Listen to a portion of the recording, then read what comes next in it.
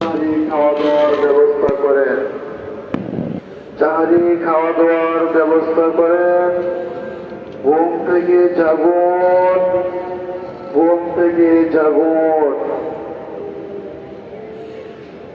এখন সময় 3:54। এখন সময় 3:54। আজকে সারির শেষ সময়, আজকে সারির শেষ সময় 5:05। আজকে সারির শেষ সময় 5:05। আমরা এখনো যারা ঘুম থেকে জাগি নাই, ঘুম থেকে জাগিনে সারি খাওয়া দাওয়ার ব্যবস্থা করিনি। আলহামদুলিল্লাহ, আলহামদুলিল্লাহ, আলহামদুলিল্লাহ। প্রথম সারি, প্রথম রোজা, প্রথম সিয়ামের সময় হয়েছে, আলহামদুলিল্লাহ।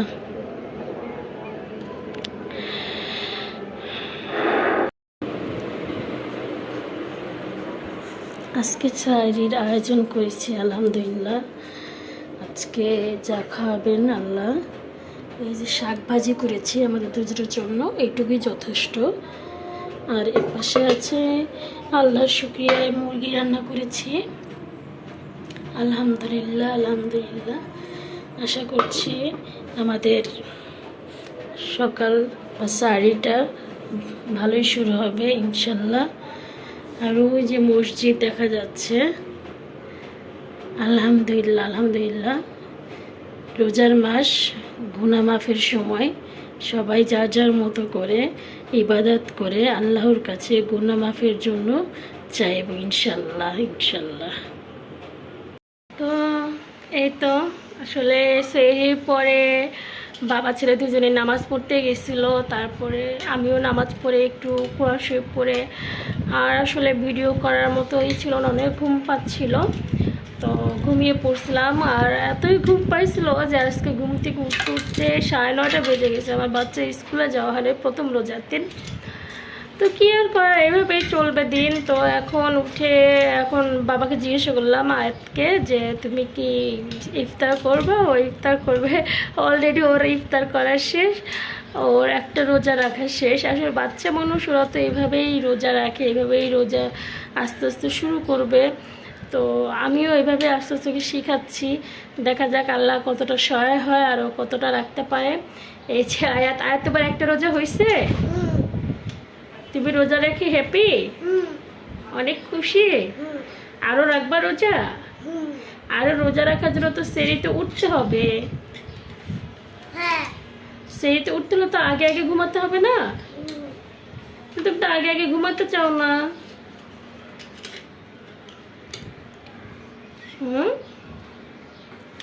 তো ও আসলে কালকে অনেক লেট করে ঘুমাইছে, কালকে 12:30টার পরে প্রায় 1টা বেজে গেছে ঘুমাইতে। আবার সেরিতে উঠছে, সেরিতে উঠে আবার 2 ঘন্টা মতো জাগনা, যেহেতু নামাজ পড়ছে বাবার সাথে খেয়ে দিয়ে, তো আবার দেখা গেছে ঘুমাইছে, তো ও উঠতে পারে না। অন্য সময় ও উঠে যায় ডাকে, কিন্তু আজকে ও উঠতে পারে না, আমরাও উঠতে পারি নাই। দেখ আলহামদুলিল্লাহ, আল্লাহ কাছে শুকরিয়া এইটাই যে আমরা সকালে ভোর রাতে সুন্দর টাইমে উঠতে পারছি। আর মুয়াজ্জিন সাহেব সুন্দর মতো ডাকছে, একটু পরপর ডাকছেন, যার করে খুব ভালো লাগছে। আমরা আগে যে এলাকায় ছিলাম সেখানে এরকম মসজিদে কেন যেন ডাকা হতো না, ডাকেই না একদম, আবার বলেও না যে এই কমেন্ট বাকি আছে বা উঠেন, কিন্তু এখানে খুব সুন্দর বলে ডাকে, যে জিনিসটা না অনেক ভালো লাগছে আমার, মানে অনেক দিন পরে এইগুলো পার পরে না মনটা তো ছুঁয়ে গেছে। তো এখন আমি এই যে মটরশুঁটি নিয়ে বসছি, যে কারণ রোজার দিনে অন্য কোনো কাজ সকাল টাইমে থাকে না, যা রান্না আছে সেটা আয়তের হয়ে যাবে, যেহেতু ভোর রাতে রান্না করেছিলাম। তো এখন আর কি এই যে মটরশুঁটিগুলো বাছতেছি। মটরশুঁটি এই বছর আমার স্টক করা হয় নাই, তো 2 কেজি এনেছি, এনে এগুলো স্টক করতেছি এই আর কি। তো ভিডিও বেশি বড় করবো না, যারাই আমার সাথে আছেন অবশ্যই ভিডিওটি লাইক কমেন্ট শেয়ার বেশি শেয়ার করবেন এবং সাবস্ক্রাইব অবশ্যই করবেন।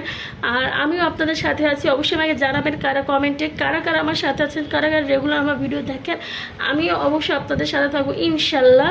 আর সবাই রোজার মাস, সবাই রোজা রাখবেন, সিয়াম সাধনা করবেন, আল্লাহর কাছে ক্ষমা চাইবেন, অবশ্যই আল্লাহ ক্ষমা করবে, আল্লাহ মহান দয়ালশীল, সেটা আমরা সবাই জানি ইনশাল্লাহ। আল্লাহ সবার জন্য বরকতময় হয়ে আনসুক। যাই হোক, তো ভালো থাকবেন সবাই এই পর্যন্ত। আর অবশ্যই ভিডিওটিকে লাইক করবেন, কমেন্ট করবেন, শেয়ার করবেন, সাবস্ক্রাইব করবেন। সবসময় যে কথাগুলো না বললেই হয় না, জানি অনেক বোরিং হন আপনারা, তারপরে বলতে হয়। তো আজকে এই পর্যন্তই, আল্লাহ হাফেজ।